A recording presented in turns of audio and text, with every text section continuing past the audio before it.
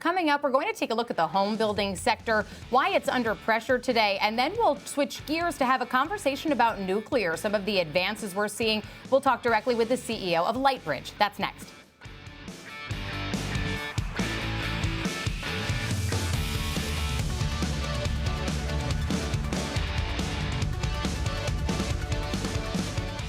So home building under some pressure, but we are seeing some positive performance in energy. So I do want to change gears here in our conversation and have a nuclear conversation. Bring in the CEO of Lightbridge, Seth Grae, joining us now to discuss the company and its nuclear future and some of the advancements that they've seen. Seth, it's wonderful to have you back on the program. And thank you, Marley. Great to be here. Now, last we talked, you were at the Senate. There were very exciting things going on. We had just gotten this series of nuclear executive orders. Can you give us some updates on any major milestones or developments that have happened for Lightbridge since then? Yes. And today I'm in Nashville at a nuclear fuel conference where several of our engineers are presenting many of these updates. So it's been a little over 4 months since the president signed the nuclear executive orders. And in those 4 months, we have actually received highly enriched uranium from the U.S. Department of Energy, which very few companies in the history of the world have received. Working with Idaho National Laboratory, we used that material to produce nuclear fuel samples of the Lightbridge Fuel material. We had those qualified with Idaho National Laboratory. We had the experiment approved to put those samples into the Advanced Test Reactor, which is, I believe, the world's largest test reactor at Idaho National Lab, under something called FAST, which the National Lab invented, Fission Accelerated Steady State Testing, which uses the highly enriched uranium to test nuclear fuel faster. And that fuel is the samples are supposed to go into the reactor and start the testing in the spring outage of the reactor. But it looks almost assured that that has been expedited to very early November. In fact, I understand the samples are actually at the reactor building now, waiting to go in. And this is not usual in nuclear. The things move so fast, so quickly, with the government through the Department of Energy and its national lab moving so fast to expedite nuclear technology development and deployment.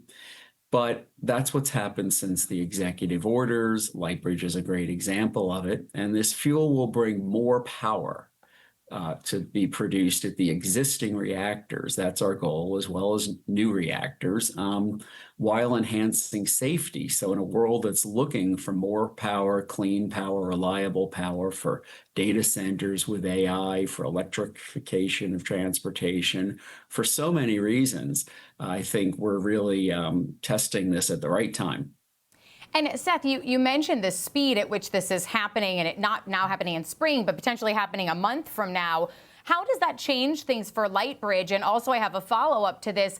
How much of that speed do you think is related to this ever-growing AI build-out story that we're seeing play here at home? I think it's tremendously related. I've always thought of the utilities that operate the reactors as being the dominant players in nuclear, and they pull things through supply chains. And that's why it's so important for Lightbridge to communicate with utilities, get their advice, stay close to people at utilities. But now, in many ways, pulling on the utilities are the giant hyperscaler companies with the need for AI data centers, causing utilities to do things that they didn't imagine doing. For example, Microsoft has a power purchase agreement with Constellation to reopen 3 Mile Island Unit 1 as the Crane Clean Energy Center. Constellation would not have done that on its own. It's only because of the Microsoft power purchase agreement for data centers that that's happening.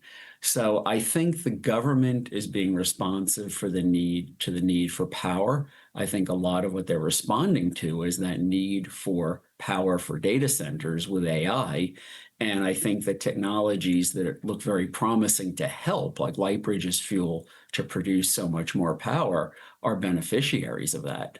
And why is something like Lightbridge's fuel more beneficial to power some of these AI data centers than a renewable energy? Well, renewable energy is intermittent.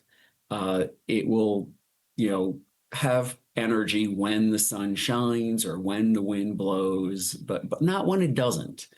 And the data centers need power 24/7, 365. And that's what nuclear provides. The renewables also have to be backed up with something that really produces the power much of the time, be that natural gas or coal or something. And a lot of the hyperscaler and data center companies really want the cleaner energy, yeah, which nuclear provides without emitting CO2.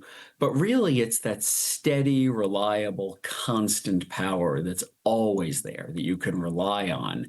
And with Lightbridge fuel, it looks like get a lot more power from the reactor.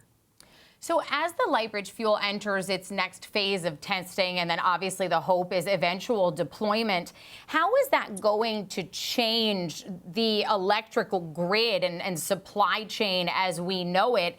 You know, with 40% of all U.S. electricity comes from natural gas, which, you know, I know from covering the markets, and is highly volatile in terms of its pricing. You know, how will nuclear upend the system as we know it? Well, I think nuclear will smooth out those electricity markets because its price is not volatile like natural gas is. You just don't see the cost of nuclear energy overall going up and down like the commodity price of natural gas or other commodities. So I think that will be helpful. But really, the biggest thing right now is that the data centers overall, the companies that run them, can't get all the power they need to deploy all the data centers with AI that they want. And simply deploying a lot more nuclear will help that happen and America succeed in that industry. For example, the US is part of a worldwide pledge to triple nuclear power by 2050 in the next 25 years. So that's globally.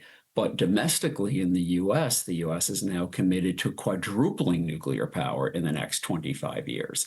So right now, nuclear provides almost 1/5 of all electricity in the United States. If we can quadruple that, into growing electricity demands, it can be quite a large amount of the electricity supply. And Seth, focusing specifically on Lightbridge Fuel, once you get these qualifications and approvals that you need to actually deploy them into the reactors, how much more power is that going to garner once it's actually in use? So for most existing large reactors, we're looking at about a 10% increase in power output combined with lengthening the fuel cycle from 18 to 24 months, so you don't shut down the reactor as often to refuel. For some reactors, it looks like we'll be able to get them up to about 17% increase in power and maybe a bit more. And for the new build reactors, about a 30% increase in their power output. So you could build 3 reactors and get almost the power output of 4.